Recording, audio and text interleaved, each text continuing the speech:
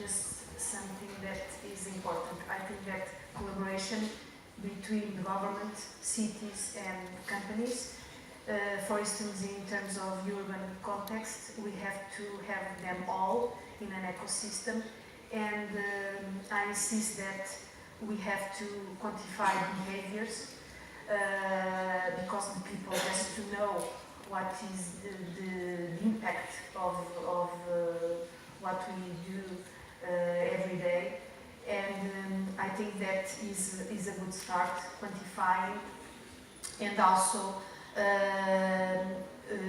build new mobility, new business model around sustainability. You can, in a urban context, you can have systems that are based on sustainability behavior. So it's important to promote these transactions between operators and to make more explicitly the contributions of the city for the sustainability. John, do we have time for 2 questions? Two short questions, please. 2 short questions. Yep. So we have one first here. Hello, thank you for your presentation. I really believe that makes some pop-ups ideas on everybody here. And my question is, I came from Belém, which is the biggest capital in Amazon. And I found out in Portugal very open-minded programs regarding to tax benefits and to come to attract more tech companies and more investments here in this country, which I found out marvelous. And then in this open-minded scenario, who do you think will face the biggest challenges? The large companies or the small ones, and why? Ricardo, maybe we could bundle both questions.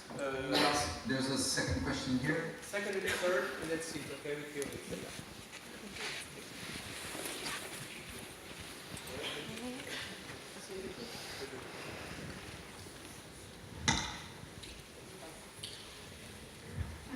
I would just like to ask, I heard today already about carbon pricing, but what I haven't heard, maybe it was my hearing, no one talked about natural capital or human capital.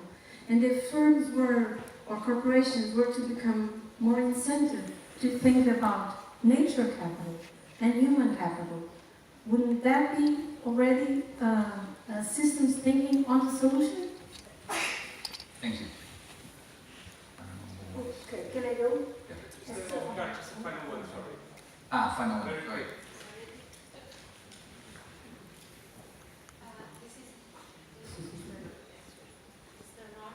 No.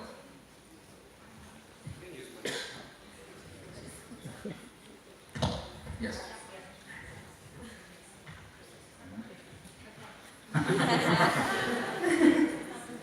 No. So. Hello? Yes. Okay, sorry. Just to share an idea, very short. Why don't we learn something and adopt something from the GDPR, like the idea of privacy by default, privacy by design. In this case, sustainability by default and by design. This is just an idea. Thank you. Okay, so regarding the first question, and this is a very, very personal answer. Well, So it's not a FASEC answer, it's for me, as a member of the board, the FASEC, I think that the danger is are the students at university. They will come up with an idea that will put our market and our business down. And this means that we need to work closely with academia and universities.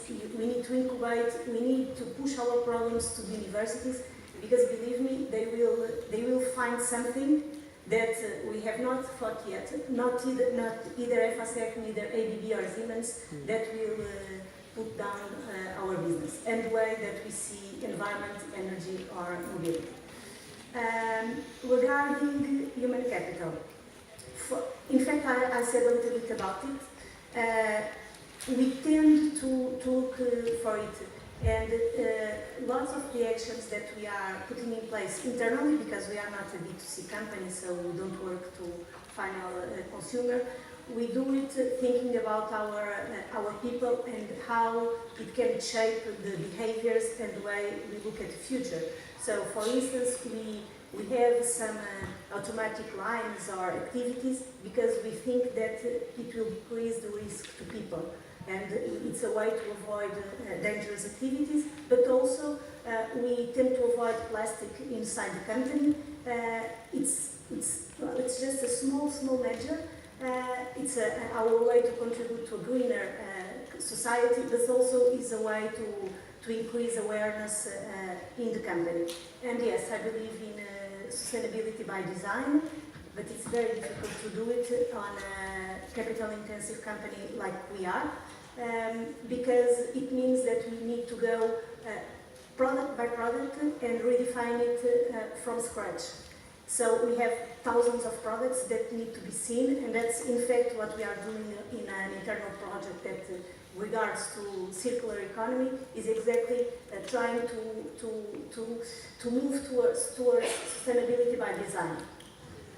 I don't know if anyone wants to answer any other question. Maybe on the question of smaller versus bigger companies, which ones is it easier to be more sustainable or to be more innovative? And I think it's like the question of size nowadays is a little bit less of relevance. Like, to take Bird as an example, we started with 10 scooters in Santa Monica. After 6 months, we had an evaluation of $2 billion. We were the fastest company to get the title of unicorn. And today we're in 100 cities. And that's like a very small team that started only 18 months ago. And this is why I think today it is better for entrepreneurs. It is the day to be an entrepreneur, because the internet and globalization or what have you bring an unprecedented opportunity. And I think if you're trying to start a sustainable business, there's a lot of support nowadays towards that. And if you come up with a little bit of an innovative idea, it doesn't have to be 100% new, but just like if you kind of change it in a way that's a bit more innovative, there's a lot that you can do.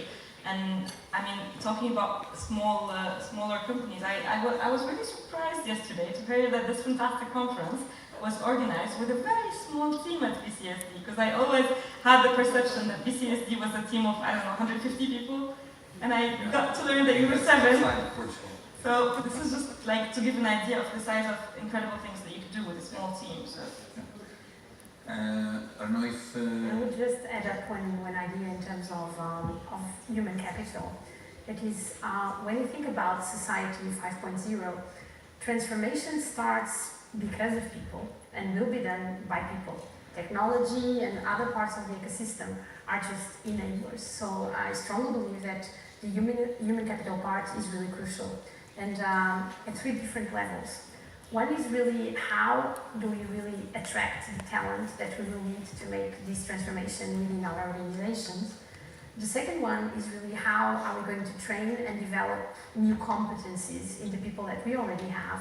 And the third one is really, as a society, and here in Portugal, how are we going to interact in a network between all the different companies, either if they are large companies, medium companies, or startups, with governments and organizations, and also with universities, to really make sure that we take the best of the talents that we will need to really transform into a new society. Just to add something, that our methodology of work at SEIA is sustainability by design, as I presented before. Another thing is about the dimension. I think that smaller and medium companies usually are more agile, but I think big companies with collaboration and regarding open innovation can be agile too. We are in this big company, ADP, that is agile because has ways of working in collaboration. Another thing about human capital, everything is already said, but I think that at SEIA we reward sustainable behaviors. We have an internal program that we reward people that walk, that cycle, that running, and this is very attached to our air platform. We start in our community these new behaviors. That's why the human capital is very important for companies that are creative and that designs the products and services that are going to be the future in the cities or in the seas or everywhere. Thank you.